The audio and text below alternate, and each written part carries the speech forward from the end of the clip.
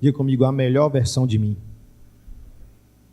Sabe, irmãos, nós temos a tendência de, assim como o chuchu, diga o chuchu.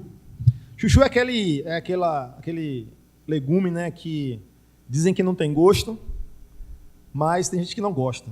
Eu não gosto.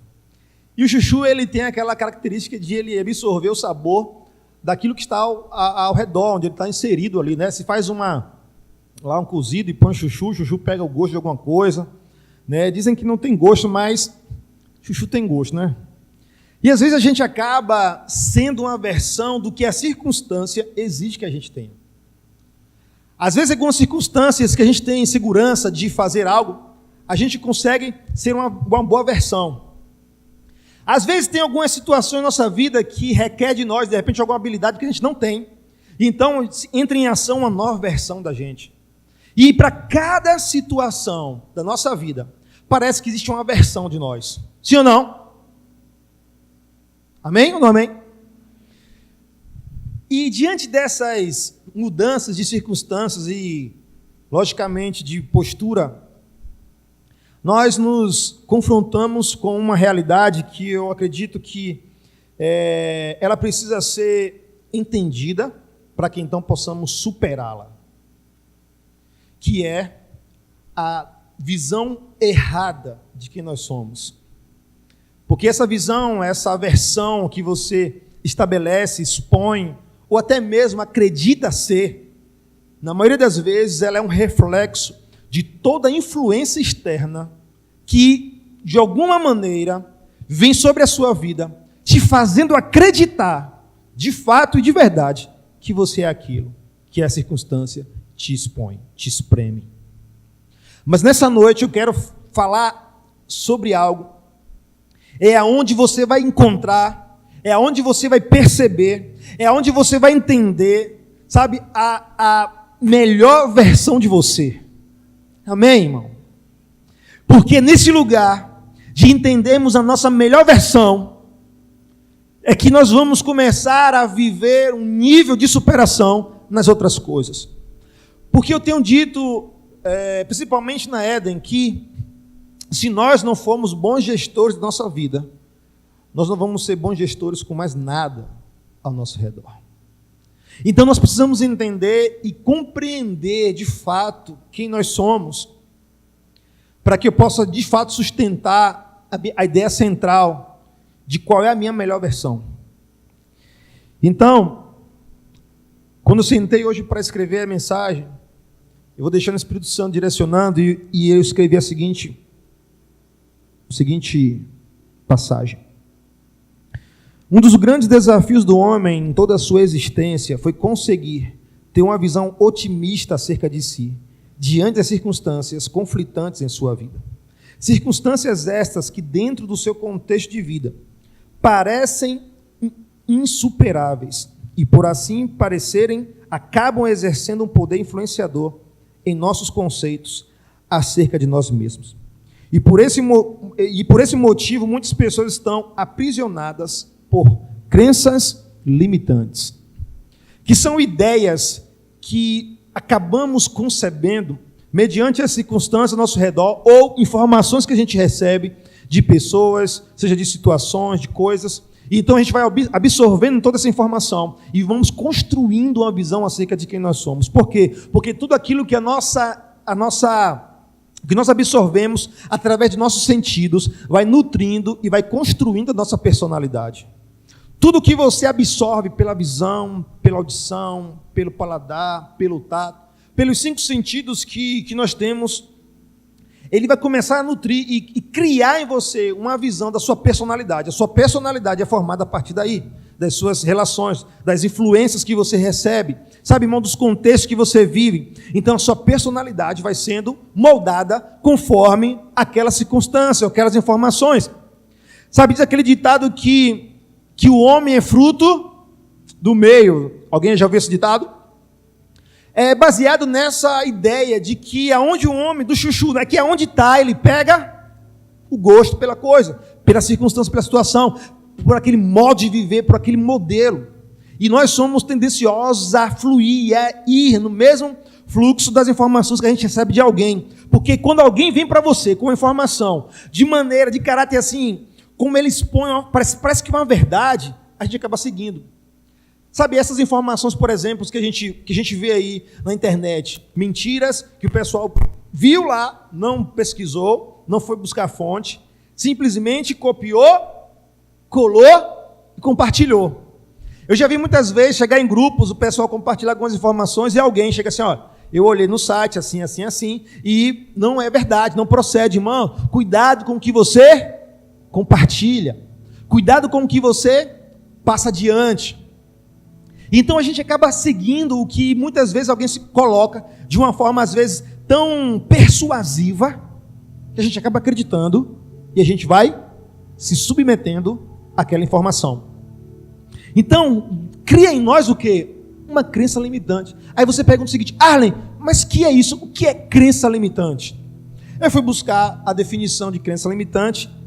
De maneira resumida, elas são as interpretações e os pensamentos que assumimos como verdade e que nos impedem de desenvolver as competências, habilidades e emoções. Em geral, são concepções falsas que não têm ou têm parcial verdade, mas que limitam a pessoa em se esforçar para erradicá-las de sua rotina. Então, as pessoas entram nesse conflito de entendimento acerca de quem elas são.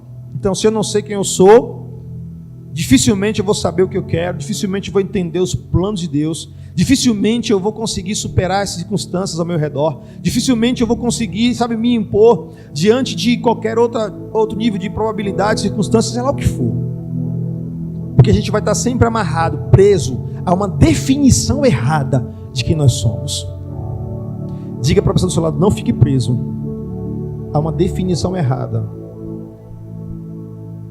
de você mesmo. Não fique preso a uma definição errada. Às vezes, alguns níveis de comparações, ou as pessoas às vezes tendem a colocar rótulos a gente. Às vezes, por até um certo momento, a gente consegue resistir. Mas se nós não estivermos, irmãos, firmados, enraizados em uma certeza de que nós somos, em algum momento, a gente vai ceder aquelas informações e vamos acabar acreditando que de fato somos assim. Então, baseado no que eu acabei de falar aqui como introdução, eu quero que a gente entenda hoje o poder da autoimagem. O poder de nós entendermos, conhecermos de fato a nossa melhor versão. E isso vai potencializar a sua vida. Isso vai dar a você um novo nível de comportamento. Pelo menos vai exigir de você. E o compromisso que eu quero que você faça nessa noite, não é comigo, amém?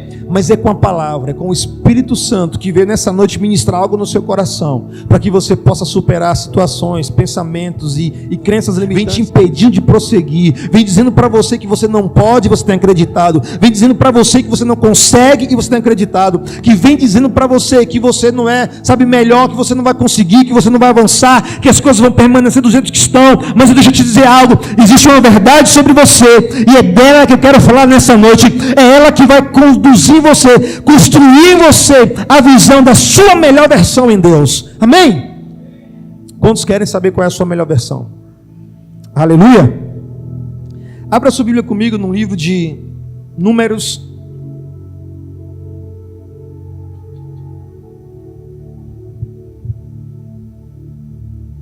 Fiquei um pouquinho rouco aqui, mas faz parte. Números 13, verso 33.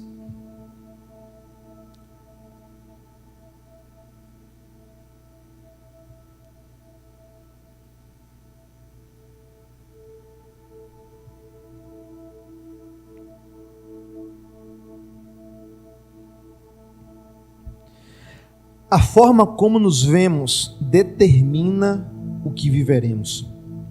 Números 13, verso 33, diz assim: também vimos ali gigantes, filhos de Anak, descendentes dos gigantes, e éramos aos nossos olhos como gafanhotos, e assim também éramos aos seus olhos.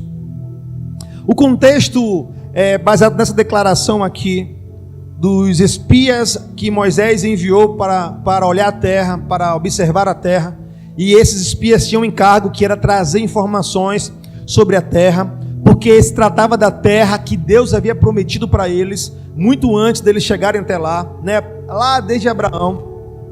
E então, quando os espias, ao entrar na terra, eles olham o cenário, veem, né, toda aquela circunstância. 10 dos espias, eram 12, 10 voltaram com um relatório pessimista da situação. E então, diante daquilo que eles viram como homens grandes, um povo fortificado, cidades muito bem fortificadas, que de fato a terra era boa, que a terra era deleitosa, mas diante daquele cenário, 10 vieram com uma proposta de relatório totalmente, pessimista da situação. E aquela forma, aquela perspectiva que eles tiveram do local, não só fizeram com que eles trouxessem um relatório pessimista, como também eles próprios se autodeclararam gafanhotos aos seus olhos.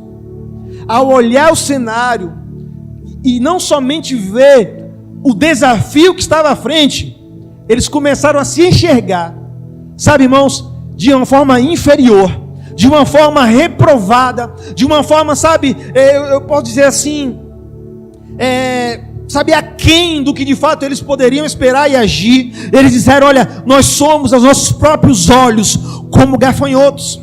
Porque quem disse que eles eram gafanhotos não foram pessoas, nem mesmo os moradores que ali habitavam naquela terra, mas foi a perspectiva que eles tiveram das circunstâncias, e olhar para si e dizer assim: olha, nós não podemos agir e conquistar essa terra, porque nós somos como gafanhotos. Em outras palavras, ele está dizendo: eu não posso, nós não podemos, eu sou fraco, eu não posso, eu não tenho a habilidade, eu não tenho o recurso. Olha, eu estou aqui parado diante de uma impossibilidade, de uma barreira, de um bloqueio que eu não vou conseguir. Por quê? Porque eu sou pequeno, porque eu sou fraco, porque eu não sei, porque o outro é melhor. E começa todas aquelas barreiras, todas aquelas informações sendo sobre eles estabelecidas, a tal ponto deles declararem sobre si mesmos: irmãos, somos aos nossos olhos como gafanhotos.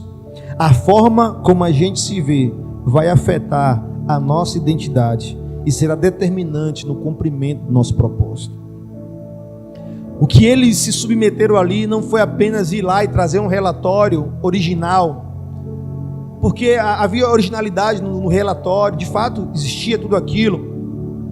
Porém, a questão não era para eles ir lá, talvez se medir, mas eles para olharem o desafio que iam enfrentar, mas que por Deus os ter enviado, não poderia existir espaço para nenhum tipo de comparação com eles, com o desafio. Por quê?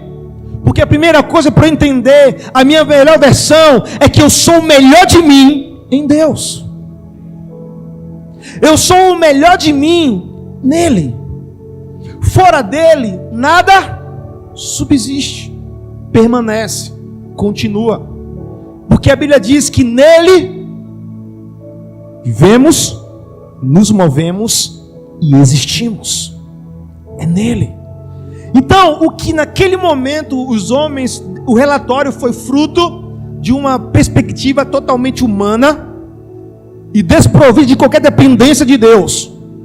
Apenas dependência no seu braço, na sua força. E diante da situação, eles se enxergaram, diga comigo, como gafanhotos. Carinhosamente, pergunte a esse irmão do seu lado: como você se enxerga? Se você não tiver segurança, não precisa falar para ele, tá? Mas é só para instigá-lo a refletir sobre a sua autoimagem, refletir sobre a sua autopercepção, de você tentar, talvez para você mesmo, com poucas palavras, descrever quem você é. E então, para você mesmo, talvez tentar entender assim, baseado em que essa definição surgiu. Eu acredito, não vou forçar isso aqui, mas que a maioria de nós, por não entender o que eu falei no início, sobre que a nossa melhor versão é a melhor versão em Deus, sem esse entendimento, muitos vão entender e vão estar influenciados a criar uma definição baseada no que está ao seu redor. Na família que nasceu, no bairro que mora, na estrutura social da sua família, no seu nível de bens, de material, no seu nível intelectual, ou talvez no seu rol de amizades, e todas as coisas no qual eu e você estamos inseridos produzem uma resposta para nós e que muitas vezes, irmãos, influencia na sua autopercepção, na sua autoimagem. E há muitos jovens, e é um mal da nossa geração hoje, jovens se retalhando, jovens em depressão, jovens, sabe, com sentimentos de inferioridade, jovens com tantos sentimentos que os aprisionam e que os levam a um nível de mediocridade na sua vida, que às vezes gera enfermidade no corpo físico. A mente está tão, sabe, abalada, as estruturas emocionais estão tão abaladas que isso acaba se refletindo no corpo. E então a gente vê uma boa parcela da nossa geração doente. E se a gente for lá a fundo, você vai perceber que a maioria dessas enfermidades, ela tem uma causa, que é uma falta de visão de si mesmo. Porque a cobrança hoje em dia é que você seja melhor em algo, é que você tem que ter algo, é que você precisa ser algo.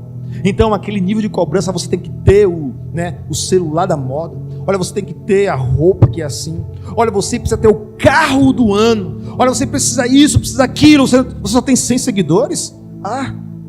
Até eu vou parar de seguir. Você tem que ter 1.000, 2.000, 20.000, você tem que entrar no fluxo das coisas, você tem que entrar na maré, na onda do tempo. E muitos estão entrando na onda e estão se afogando. Mas o Senhor te trouxe aqui nessa noite para não só ministrar essa palavra no seu coração, mas para você ser instrumento de Deus na vida de outras pessoas ao seu lado. Amém, irmão? Porque aquilo que é bom para nós precisa ser compartilhado. Então, autossuperação indica a superação de si próprio, dos próprios limites, das próprias barreiras, das próprias limitações, das próprias imperfeições, das próprias fraquezas, dos próprios medos. Mas como alcançar esse nível de superação sem que haja uma correta visão de quem nós somos, já que eu não posso superar coisas se eu não consigo superar a mim mesmo? E baseado nesse entendimento, eu quero discorrer em cima de um texto de Juízes capítulo 6. Abra sua Bíblia, ou ligue sua Bíblia em Juízes capítulo 6. E aqui nós vamos agora entrar no corpo da mensagem. Juízes 6, do 11 ao 15, vamos ler, diz assim, ó: Então o anjo do Senhor veio e assentou-se debaixo do carvalho que está em Ofra, que pertencia a Joás a Besrita, e Gideão, seu filho, estava malhando o trigo no lagar, para o salvar dos midianitas. Então o anjo do Senhor lhe apareceu e lhe disse: O Senhor é contigo, homem valoroso. Mas Gideão lhe respondeu: Ai, Senhor meu, se o Senhor é conosco, por que tudo isso nos sobreveio? E que é feito de todas as suas maravilhas que nossos pais nos contaram, dizendo: Não nos fez o Senhor subir do Egito, porém agora o Senhor nos desamparou e nos deu nas mãos dos midianitas. Então o Senhor olhou para ele e disse: Vai nesta a tua força, e livrarás a Israel das mãos dos midianitas. Porventura não te enviei eu? E ele lhe disse: Ai, Senhor meu, com que livrarei a Israel? Eis que a minha família é a mais pobre em Manassés, e eu o menor na casa de meu pai. Vamos ficar aí. Agora eu quero ler de novo. Agora eu vou fazer algumas perguntas para o texto, e você só vai acompanhar comigo. Não está escrito na sua, mas eu vou continuar aqui liberando algumas perguntas para o texto, e a gente aqui vai entender algo extraordinário. Preste atenção, vamos comigo de novo, verso 11. Então o anjo do Senhor veio e assentou-se debaixo do carvalho que está em Ofra, que pertencia a Joás a Besrita, e Gideão, seu filho, estava malhando o trigo no lagar, para o salvar dos midianitas. Então o anjo do Senhor lhe apareceu e lhe disse: O Senhor é contigo, homem valoroso. Ou seja, aqui Deus está declarando a declaração do Senhor acerca de Gideão. Aí continua. Mas Gideão lhe respondeu: ai, Senhor meu, se o Senhor é conosco, por que tudo isso nos sobreveio? E que é feito de todas as suas maravilhas que nossos pais nos contaram, dizendo, não nos fez o Senhor subir do Egito? Porém agora o Senhor nos desamparou e nos deu nas mãos dos midianitas. Olha o que Gideão declara, depois que Deus falou assim, depois que Deus falou sobre ele, que ele era homem valoroso, Gideão está declarando o quê? Pessimismo. Sim, mas cadê o Senhor? Cadê aquelas histórias que ouvíamos? Cadê aquela história que nós ouvimos dos nossos antepassados, que o Senhor os livrou do Egito, que o Senhor os tirou daquele lugar, o Senhor nos desamparou? Olha, Deus está dizendo para ele, você é homem valoroso. Aí Gideão está falando, sim, mas cadê o Senhor? Aí continua. Então o Senhor olhou para ele e disse, vai nesta tua força. Deixa eu te perguntar algo aqui. Vamos fazer uma pergunta para o texto. Aonde que Deus está vendo essa força aqui, irmão? Depois da declaração que Gideão dá. Olha, nós ouvimos falar do Senhor, Deus Todo-Poderoso, que livrou o povo do Egito, tal e tal, e o Senhor nos desamparou, e está mostrando totalmente um relatório pessimista, sabe, desacreditado. E Deus fala para ele o quê? Vai nesta tua força. O pastor Cláudio Duarte disse que Deus, ele é cômico, né? Gosta de brincar. Aonde é que Deus está vendo força aí em Gideão?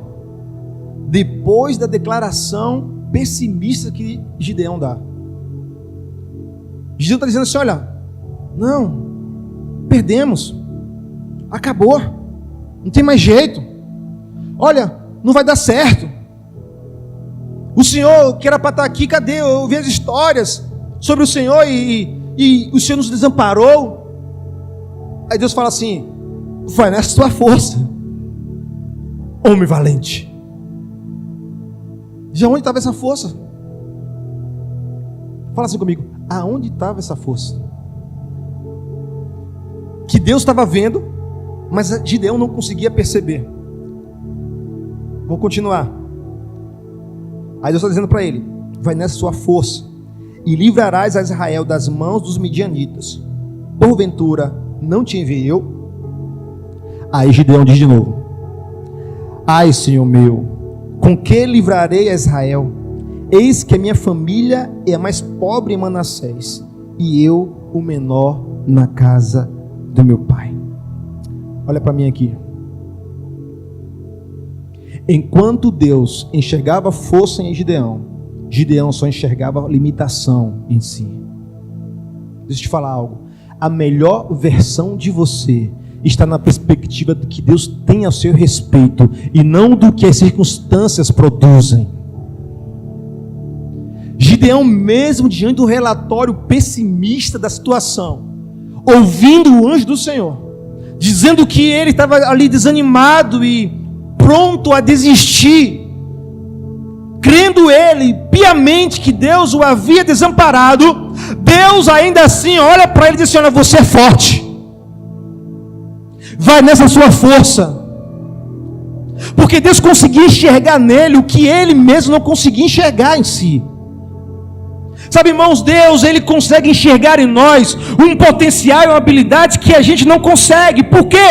Porque nós estamos presos às circunstâncias ao nosso redor, que alimentam a nossa identidade e então estabelecem sobre nós crenças que nos limitam e nos impossibilitam de superar, de se superar, de crescer, de avançar, de conquistar coisas. Olha o que está dizendo aqui, está dizendo, olha só, a casa do meu pai é a menor da tribo de Manassés, e eu sou o menor da casa do meu pai. Quem estava dizendo que ele eram as circunstâncias, mas Deus veio para revelar a ele a melhor versão dele. Deixa eu dizer para você algo, Deus trouxe você aqui para te revelar a melhor versão de você. E a melhor versão de você não é aquela que o mundo espera, que o mundo determina, mas é aquela que os céus revelam, que os céus declaram. Vai nessa tua força. Porque embora você não vendo, porque embora você não percebendo, deixa eu te falar algo, Deus não faz nada para fracasso, irmão. Diga assim comigo: Deus me fez para dar certo. Deus te fez para dar certo. Amém? Então, por que muitas vezes a gente se detém em todas as informações que as circunstâncias tentam nos submeter, e elas não vêm nos apresentar, elas vêm nos impor. As circunstâncias, elas não vêm, sabe, com aquela ideia de te apresentar uma possibilidade, elas querem te impor uma realidade. E se sua visão não tiver, sabe, irmãos, fortemente, enraizadamente estabelecida, pode ser que mais cedo ou mais tarde você assuma aquilo que as circunstâncias querem te impor. No início a gente consegue até resistir. Olha, a Bíblia diz que Gideão estava onde? Malhando trigo, para salvar. Mas quando ele se encontra com o Senhor, aparentemente parece que está tendo uma resposta otimista, né? Algo, sabe, encorajador. Olha, está na iminência de um ataque, mas eu vou lá salvar alguma coisa. Mas aí toda aquela dedicação, ela entra em confronto com a realidade que ele mesmo declara, ao dizer que para ele era como se o Senhor o houvesse desamparado diante da revelação do que ele havia ouvido antes dos seus antepassados. É como se de repente ele estava ali preparando, e quando ele declara aquilo, ele se olha diante daquela circunstância, como de repente ele deixasse tudo para trás e se sustentasse naquela declaração que ele havia dito. Mas o Senhor olha para ele e diz: homem valoroso. Aí ele diz: não, Senhor, mas tu és aquele que meus pais falaram e tal. Aí Deus fala, olha para ele, aí Deus olha para ele: vai nessa tua força, homem valente. Aí ele olha para trás: não, sou menor, sou menor. Deus fala para ele: não te enviei eu serei contigo. Quando nós não conseguimos ver, Deus está vendo. Amém? Por isso, a sua personalidade, a sua autoestima, a sua autoimagem, ela é um fruto das verdades que você absorve. E para cada situação da vida, às vezes existe uma versão de você. Se diante de algo que você entende que você tem uma habilidade para lidar com aquilo, há uma versão de você, confiante, destemido, talvez.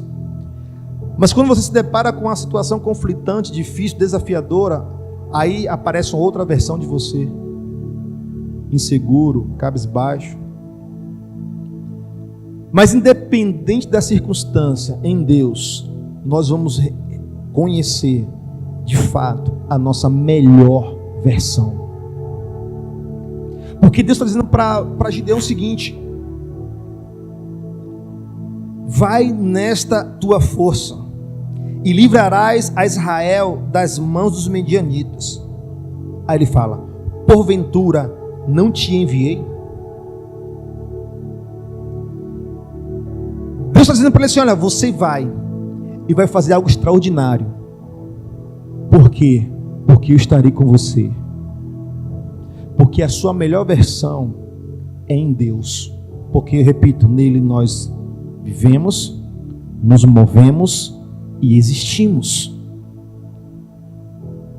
A Bíblia diz em João que todas as coisas foram feitas por meio dele, e nada do que foi feito se faria. Portanto, a minha manutenção, a manutenção da minha identidade, da minha real e positiva identidade, ela só se mantém diante de um relacionamento com Deus. Por quê? Porque na perspectiva dele ao meu respeito, que eu vou encontrar a minha melhor versão. Então, irmãos, não pergunte quem você é para as circunstâncias. Não busque um rótulo acerca de si pelas pessoas, por algo que você fez ou deixou de fazer. Mas entra no teu quarto, fecha a porta e você orará ao teu Pai em secreto e Ele te recompensará publicamente. Irmãos, Deus, Ele tem a perspectiva correta ao seu respeito, e é isso que eu e você precisamos desenvolver na nossa vida. Para quê, Allen? Para que eu conheça a melhor versão de mim, e diante, irmão, das circunstâncias, eu vou entender que isso não vai me levar a um outro extremo. Não é sair de um lugar de mediocridade e entrar no lugar de soberba. Não. Existe um equilíbrio. É de entender suas limitações, mas entender que em Deus tudo podemos. Amém? Dentro do propósito, dentro da vontade dele através da sua vida. Então você precisa entender isso, porque para eu superar as circunstâncias, irmãos, eu preciso ter sabe, ser positivo. Sabe, não é somente ter pensamento positivo, não é isso que eu quero dizer. Que não é que você vai sair daqui hoje tendo pensamentos positivos. Não é disso que eu estou falando. Ok? Estou falando de uma convicção estabelecida. Por quê? Porque você é o que você vê. Sabe, eu acredito que o maior dom que o homem pode adquirir não é revelado por meio da execução de uma habilidade motora, de uma ação, de uma execução, mas sim por meio de uma inegociável convicção mental a respeito do que Deus pensa acerca dele. Amém? Porque assim como o Chuchu, lembra do Chuchu? Você é o que você vê. Então aquela pergunta que eu pedi para você fazer para o seu irmão, às vezes a gente se faz no espelho, né? De casa. A gente para lá no espelho, do banheiro, do guarda-roupa, e a gente olha. A gente não faz como é? Branca de Neve, né? Espelho, espelho meu, não. A gente olha, e a gente olha as marcas, a gente olha, né, a fisionomia, a gente olha os traços, a gente olha aquelas coisas que não estão na pele, mas se refletem através do nosso sorriso, da nossa postura. E quantos de nós às vezes olhamos no espelho e nos achamos fracassados? Quantos muitas vezes se olham no espelho e se vê fracassado? Poderia até usar as palavras de Gideão a dizer: eu sou o menor do meu bairro, a minha casa é a menor, e eu sou o menor da minha família. Sabe aquela síndrome da raposa, né? Que diz que tem um pensamento e uma visão totalmente, sabe, destrutiva de si mesmo. Mas não é culpa sua. E por isso eu quero que nessa noite ministrar sobre a sua vida que esse peso vai sair em nome de Jesus. Porque o inimigo de nossas almas, ele continua usando as mesmas estratégias contra o homem, de trazer a deturpação da verdade acerca de quem Deus é, da verdade acerca do que são as circunstâncias e da verdade acerca de quem você é em Deus. Porque o que levou Eva a comer aquele fruto lá no jardim, eu acredito que não foi o desejo de ser Deus, mas foi porque ela por algum momento ali ela tinha esquecido que já era alguém à imagem e à semelhança de Deus. Porque uma circunstância estava tentando impor sobre ela a busca de algo superior, de algo que talvez, sabe, levasse ela a talvez um outro nível de satisfação, mas ela já era plena em Deus. Amém, irmãos? Esse foi o pecado de Satanás, foi querer ser, sabe, além daquilo que Deus havia estabelecido. E o Deus deste século tem cegado o entendimento para que a gente se submeta não somente a um desejo de ser superior, mas às vezes do comodismo de se sentir abaixo e submeter a uma condição às vezes deplorável da nossa vida. Mas deixa eu te falar algo: Deus chamou você nessa noite para revelar para você a melhor versão de você. E essa versão, irmão, não é aquela que as circunstâncias, as pessoas tentam impor sobre você, não, é algo que é claro, direto e específico da parte de Deus. Mas você precisa entender algo, que você precisa dar passos em direção a isso. Você precisa, sabe, irmão, se comprometer com essa revelação, com essa verdade, e então dedicar a sua vida, sabe, disciplinados a estabelecer sobre você um conceito firme sobre quem você é nele. E então pode vir argumentos que forem, podem vir circunstâncias que forem, você vai entender o seu lugar, você vai estar protegido no seu lugar, você vai estar firme no seu lugar, e Deus contigo te dará a vitória, vai te dar o escape, vai te dar a habilidade para você superar. Mas eu preciso superar a mim mesmo, porque você é o que você vê. A imagem de mim mesmo que se forma em meu coração determinará quem eu sou, porque eu sou o que meu coração é. Isso é bíblico. A Bíblia diz em Provérbios 27, verso 19: como na água o rosto corresponde ao rosto, assim o coração do homem ao homem. Em outras palavras, assim como a água reflete o rosto, o coração reflete quem somos nós, aquilo que você absorve. Por isso, dentre muitas coisas que a Bíblia nos ensina a guardar, a Bíblia nos ensina a guardar o coração. A Bíblia diz em Provérbios 4, 23, sobre tudo o que se deve guardar, guarda o teu coração, porque dele procedem as fontes da vida. Guarda o teu coração. Diga para o seu irmão, guarda o teu coração. Sabe, irmãos, não compartilhe o seu coração com qualquer coisa. Não absorva qualquer coisa. Tem gente que é igual esponja, tudo sai absorvendo. Sabe, tudo vai, puxando, vai trazendo para si. E essa pessoa começa a interiorizar tudo que vai, ouvindo, recebendo. Se alguém fala algo, ela recebe. Se alguém fala outro, recebe. Seja bom ou ruim. E na maioria das vezes o que é ruim, ela não tem um filtro. Ela não tem, algo que venha separar. Vai absorvendo até um ponto, irmãos, que isso se externa. E vem por consequências, às vezes, catastróficas em sua vida. Porque guarda o seu coração. Por quê? Porque dele procedem as saídas da vida.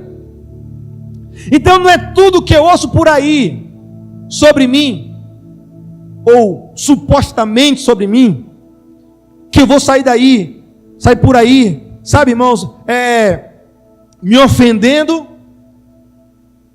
e talvez tentando mudar. Porque às vezes quando a gente ouve algo sobre nós e a gente não gosta, vem a ofensa. E sabe o que eu tenho aprendido nos últimos anos? É que os homens e mulheres que conseguem entrar no nível de não se ofender com as coisas, estes entram em outro nível de maturidade. A capacidade de não se ofender. Deixa eu usar um exemplo fácil aqui, engraçado, para vocês descontraírem. Se eu passar na rua e alguém chegar assim, e você ouvir falar assim, Arlen é careca, e chegar no meu ouvido, só tenho duas opções: ou dizer, ele está certo, ou dizer, não, ele está errado. Eu estou no meu termo, eu não sei se eu sou ou se eu não sou, mas alguns dizem que sou, outros dizem que eu não sou. Aí eu vou dizer assim, não sou não, viu? Pare para de mal de mim, e não sei o que, vou brigar. Irmão, se eu sou, eu sou. Se eu não sou, eu não sou. Eu superei esse nível. Amém? Por quê? Porque eu entendo que a minha melhor versão não é aquela que está aqui nesse mundo. Por quê? Porque esse corpo, irmão, ele vai se corromper. Esse corpo vai se deteriorar, vai voltar para o pó. Mas o Espírito vai para a glória. Amém? Então, diga para o seu irmão, não se ofenda. Se você conseguir, irmãos, entrar nesse lugar, você vai estar dando passos de superação na sua vida. Porque tem gente que se definha só em tentar dizer o que não é, porque alguém disse algo sobre ele, e ele tenta a vida toda provar que não é, e se acaba tentando provar, e deixa de viver o melhor da vida, porque se dedicou a vida toda em provar algo que para ele já estava claro, mas ele tem a tendência e necessidade de querer expor. Irmãos, a sua melhor versão está em Deus. É Ele. E Ele que diz, olha, eu sei os pensamentos que eu tenho a respeito de vocês. Gideão, vai nessa tua força. Mas o Senhor desamparou o teu povo. Mas cadê o Deus de Israel? Cadê o Deus de Abraão, de Isaac e de Jacó? Gideão, homem valoroso. Parece que Deus estava tipo assim, tapando o ouvido para o discurso pessimista de Gideão. E apenas Deus só plugava na hora dele falar. Eu fico imaginando essa cena. Tá lá Gideão lá, você quer? Pá. E Deus do outro lado. Você é o cara. E aí o cara tá lá olhando para eles mesmo. Não, eu não sou. Eu sou o menor da minha casa. Sabe, a minha tribo é a menor. Aí Deus, você é forte? Não, mas eu não sou. Sabe, irmãos, a perspectiva que eu preciso construir da minha vida, da minha versão, é aquela que a boca do Senhor declara, que profere a meu respeito, que libera acerca da minha vida. Nessa sim eu vou me apossar, dela eu vou adquirir, irmãos, a minha convicção, e nada nem ninguém vai dizer o contrário. E ainda que diga, eu vou permanecer no que o Senhor disse. Aleluia! Por quê? Porque se Deus é por mim, quem será contra? Então, muita gente se comporta, sabe como? Como elefante de circo. Você sabe qual é a história do elefante de circo? É que ele é pego bem pequenininho, filhotinho, e aí colocam lá uma estaca pequena e uma corda no pé dele. Aí ele cresce, e no início ele tenta se debater, ele tenta fugir, mas aquela estaca ainda é grande para ele, aquela corda, né, é forte para ele, e ele tenta, e ele desiste, e ele se acostuma com aquela realidade. Só que o elefantinho, ele não fica pequeno a vida toda, ele cresce, o elefante cresce, e ele se torna um dos maiores mamíferos da terra, sim ou não? Fica enorme. Só que ele continua preso a uma corda e uma estaca. Por quê? Porque a vida toda ele aprendeu que o nível de força dele, de vida, do seu potencial, vai sempre parar naquela estaca e naquela corda, ainda que sendo ínfimos para a força que ele tinha. Acredito que muitos desses elefantes, até de forma acidental, arrancam a estaca, mas porque a corda está lá, ele fala, não posso sair daqui, esse é o meu raio de atuação, eu não tenho capacidade de ir além, eu tentei a vida toda e não deu certo, e eu resolvi estacionar aqui. Tem muita gente como elefante de circo, preso por uma corda, mas sem saber da força que tem. Você entende isso, irmão? Por isso você precisa entender que a sua melhor versão não é aquela que as circunstâncias te impõem, mas é aquela que Deus revela. Gideão, você é forte. Levanta sua mão assim, deixa eu profetizar sobre a sua vida. Querido, querida, homem, mulher de Deus, você é mais do que os seus olhos podem ver. Essas circunstâncias que vocês estão passando, elas são passageiras, e elas não revelam o seu potencial em Deus, mas elas serão instrumentos de Deus, para que Ele mostre a força dEle na sua vida, para que você conheça a sua melhor versão nele. E eu declaro em nome de Jesus Cristo, que todos os sentimentos de inferioridade, que toda aquela crença limitante que tem paralisado você, caia por terra agora, em nome de Jesus. Amém. Você é o que você vê.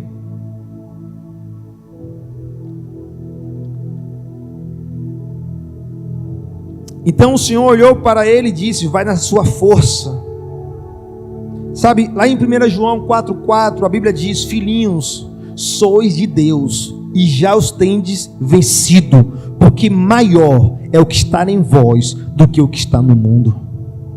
Não, tem mais, espera aí. Romanos 8,37 diz, mas em todas estas coisas somos mais do que vencedores por meio daquele que nos amou. Você quer mais? Te dou mais uma. 1 João 5,4 diz, porque todo o que é nascido de Deus vence o mundo, e esta é a vitória que vence o mundo, a nossa fé. Aleluia!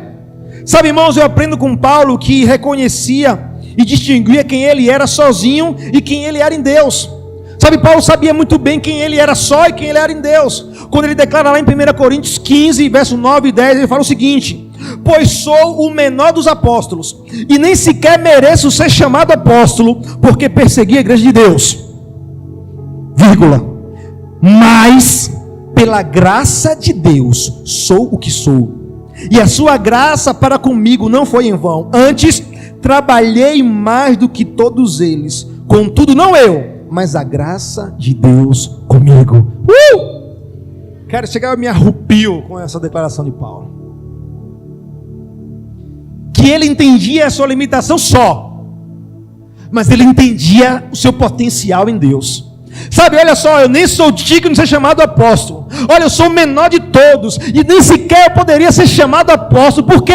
Porque meu passado me condena mais. Quando a Bíblia fala assim, mas pela graça de Deus eu sou o que sou, e sua graça para comigo não foi em vão, antes trabalhei mais do que todos eles, contudo não eu, mas a graça de Deus em mim. Sabe, irmãos, Paulo está nos dando uma declaração muito clara. Olha, a minha versão antes, perseguidor da igreja, era uma versão deplorável, era uma versão, sabe, abaixo, era uma versão que ao lembrar me causa constrangimento e dor. E por causa desse passado, eu não sou digno do atual presente, mas pela graça de Deus, que me revela quem eu sou, eu entendo que o que passou, passou, porque eu sou o que sou, pela graça de Deus. Então, o que assedia a ele, não é mais um sentimento de constrangimento pelo que ele era, mas era um sentimento de convicção do que ele se tornou em Deus. Aleluia! Então, irmãos, eu quero desafiar você a não conduzir a sua vida, sabe, sustentado por qualquer sentimento de que no passado, por alguma desventura da vida, você tenha cometido algo que vem sobre você como condenação e peso e constrangimento, e você assuma hoje uma realidade, uma verdade, que a graça de Deus nos revela que nós somos filhos de Deus. Amém? Que nós temos a herança em Deus, de que nós somos mais do que aquilo que os nossos olhos podem contemplar. Porque eu vou entrar nesse lugar, irmãos, por meio das declarações de Deus. Por quê? Porque a palavra, ela é o espelho. Diga comigo, a palavra é o espelho.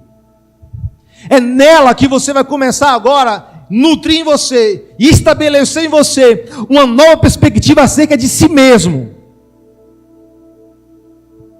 E assim como Paulo, embora tendo talvez um passado reprovador, existe um presente em Deus que te aponta e te conduzirá para um futuro nele. Mas você só vai ter êxito no seu futuro se você entender o seu presente e daqui para frente você andar como tal. Porque nada adianta você saber algo sobre você e você não tomar posse. Um dia eu assisti um filme, não lembro agora o título desse filme, mas eu lembro que era o enredo era o seguinte: era um jovem, estou encerrando, era um jovem, trabalhava em uma determinada empresa, contador. Ele tinha uma namorada, morava às margens de trilhos de trem e tomava remédios de depressão. A namorada traía ele. Dentro da empresa ele era perseguido a ponto do cara entrar em estado de nervo. Aí um dia ele foi comprar um remédio, uma mulher encontra ele e aí pega ele, leva para um determinado lugar onde existia ali uma equipe. E aí, sobre um nível de pressão bem alto, ele é obrigado com uma arma a atirar nas asas de uma mosca. Vocês fizeram esse filme? E o cara diante daquela situação, ele não consigo, eu não posso, não vai. E os caras, impressionando, e de repente colocaram a arma na cabeça dele. Não, você consegue, você tem a habilidade, você nasceu, seu pai era assim, e por isso você tem essa habilidade, você consegue. E no nível de angústia tão grande ali, de intensidade do que estavam ali obrigando ele a fazer, ele atira nas asas da mosca. Uau! E daí ele acreditava que ele conseguia fazer aquilo. Ele pegou aquela arma, ele olhou para as asas, a mosca viva, sem asas, porque ele atirou nas asas da mosca, irmão, voando. Misericórdia. E aí aquele cara sai dali, transformado. Ele chega lá, ele termina com a namorada, ele sai do emprego, ele se revolta, ele agora sabe o que ele é. Eu tenho habilidade, estou vivendo aqui às margens da sociedade, numa situação dessa. No final das contas, ele entende que ele tinha aquela habilidade, não porque o pai era assim, mas porque ele foi, ele conduzido a acreditar no que ele podia fazer. E Deus, Ele não somente quer te usar, irmãos, para revelar o seu poder, mas para te mostrar que você é capaz. Valeu por um aleluia e um glória a Deus. Para te mostrar que você é capaz. E nisso você vai entender, como Paulo, em um nível equilibrado de uma visão acerca da sua autoimagem, de que sozinho você não é nada, mas nele você é mais do que vencedor em Cristo Jesus. Você entende isso? E eu quero dizer para você que essa palavra, ela se aplica não só a um contexto espiritual, mas em toda a sua vida. Amém? Não estou dizendo para você chegar amanhã no seu trabalho, largar tudo, não sei o que, fazer uma reviravolta na sua vida. Eu estou falando para você entrar nesse lugar de compreensão do seu potencial em Deus, para que você não mais ande assim, à sombra das coisas, mas que você se imponha, para que você entenda e ande em direção, irmãos, com postura de quem foi chamado por Deus, arregimentado por Deus para uma missão, para uma obra. E Ele chamou você, sabe por quê, irmãos? Porque Deus acredita em você. Mas deixa eu fazer outra pergunta. Você acredita? Você acredita em si? Porque aqui eu vi claro, Deus acredita em Gideão. Deus acreditava e Deus repetidamente falou: homem valoroso, vai nessa sua força. Só que Gideão não acreditava nele mesmo.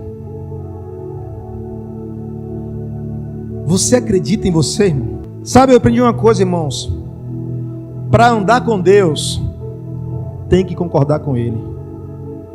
Diga para o seu irmão aí: para andar com Deus, tem que concordar com Ele. E isso se trata de você. Amém, Paloma? Que Deus acredita em você. E eu preciso concordar com Ele para andar com Ele. Sabe por quê? A Bíblia diz que como andarão dois juntos se não houver acordo? Como? Deus acredita em você. Seja aqui o menor até o maior, Deus acredita em você. Bota-se um dedo de profeta, o dedo indicador é o dedo de profeta.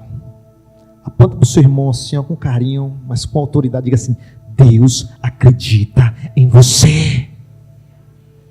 Mas fala assim na pegada, irmão, na pegada, parceiro. Deus acredita em você. Então não me venha para cá com choromela, não vem para cá com, eu sei, é difícil, dói, eu sei, mas Deus acredita em você. Vai nessa sua força, homem valoroso, mulher valorosa, jovem. Olha, eu vos escrevi porque sois forte e já tendes vencido o maligno. Aleluia! Deus acredita em você. Fique de pé no seu lugar.